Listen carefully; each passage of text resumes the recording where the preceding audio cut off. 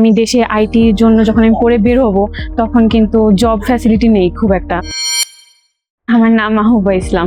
আমি মিরপুর থেকে এসেছি। আমার ফ্রেন্ড মেন্টরসে কোচিং করছে, আইএলসি প্রিপারেশন নিচ্ছে সে, তো ওর থ্রু থেকে আমি জানতে পেরেছি এখানে আজকে ইভেন্টটা হচ্ছে। দেন আমারও কিছু রিকোয়ারমেন্ট ছিল, জানার ছিল। আমার প্রেফারেবল ডেস্টিনেশন হচ্ছে অস্ট্রেলিয়া ফার্স্ট প্রায়োরিটি।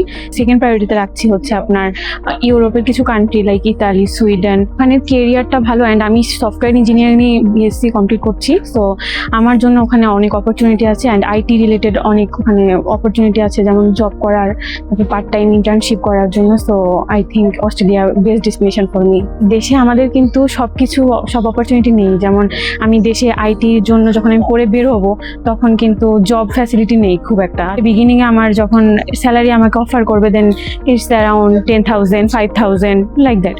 তো আমি আমার একটা ভালো সিজিপিএ নিয়ে আমি যদি এই ইয়াতে জব করি, সো ওটা আমার জন্য মনে হলো যে বাইরে গিয়ে আমি এর থেকে বেটার কিছু পেতে পারি। মাস্টার্স করলে এরপর যদি দেশে এসে আমি কিছু জব করি, আমাকে আরো বেশি অফার করবে তারা। সো এটা আমার জন্য আরো ভালো এক্সপিরিয়েন্স।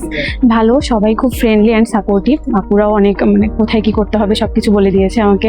অ্যান্ড আপনাদের যে ইউনিভার্সিটি থেকে আসছে অস্ট্রেলিয়ান, যাদের সাথে কথা বলেছি, ওনারা অনেক ভালোভাবে আমাকে বুঝিয়েছে যে কোথায় কি করতে হবে না করতে হবে, সবকিছু বুঝিয়েছিল ওরা। অস্ট্রেলিয়ার স্কলারশিপ সম্পর্কে আমার ওইভাবে আইডিয়া ছিল না, সো ওই আইডিয়াটা আমি পেয়েছি কিভাবে কত স্কলারশিপ পাবো আমি ওগুলোর সম্পর্কে। হ্যাঁ, অবশ্যই এখানে এসে আমরা আরো নিউজ পাচ্ছি যে বাইরের দেশে এখন কারেন্ট কি সিচুয়েশন চলছে, জব পাওয়ার কিরকম অপরচুনিটি আছে। সো তারা আসলে আরো জানতে পারবে। আমরা তো সবকিছু বাসায় বসে থেকে জানতে পারি না, এখানে আসার মাধ্যমে আমরা বিভিন্ন কান্ট্রি সম্পর্কে জানতে পারছি।